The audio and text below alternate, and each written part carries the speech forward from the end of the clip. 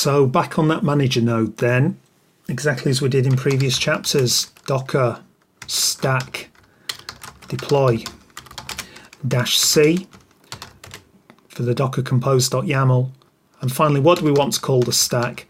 I'll go for fleetman-stack again, just to stay consistent with previous chapters.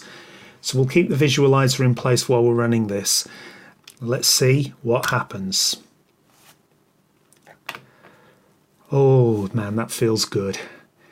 So we can see some containers now being deployed into our stack. They're all currently in the preparing state. Some of them have now switched to running. So I can see here the global config server's running. That's the web app. This is the queue, which is taking a while by the look of it. I'm slightly concerned about that. Now, of course, I could go behind the scenes and look at the logs of any of these services, but I need to warn you that at the time of recording, I've mentioned several times that the ability to do a Docker service log is a new feature.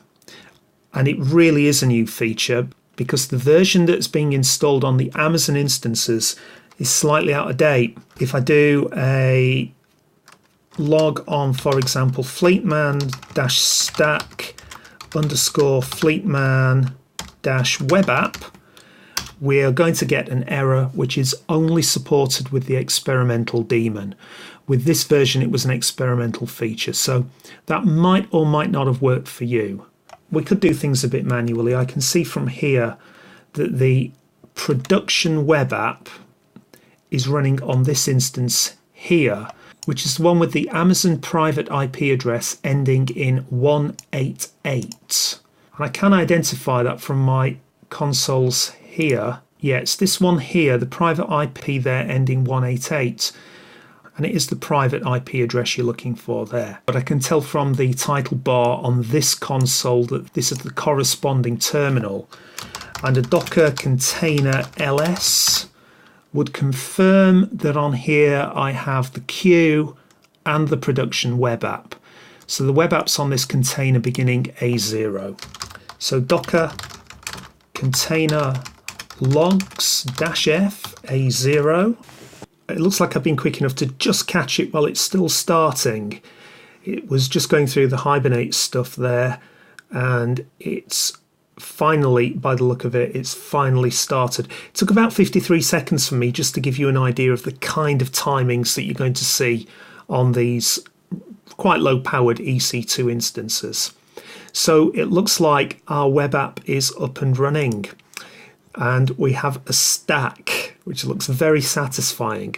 Now remember, to visit the application, we can use any of the IP addresses, the public IP addresses for these instances. Pick one at random. I'm going to go for this instance here, the one ending .54. Remember, we have the Docker routing or routing mesh, which will find whichever instance is running the particular service we're looking for.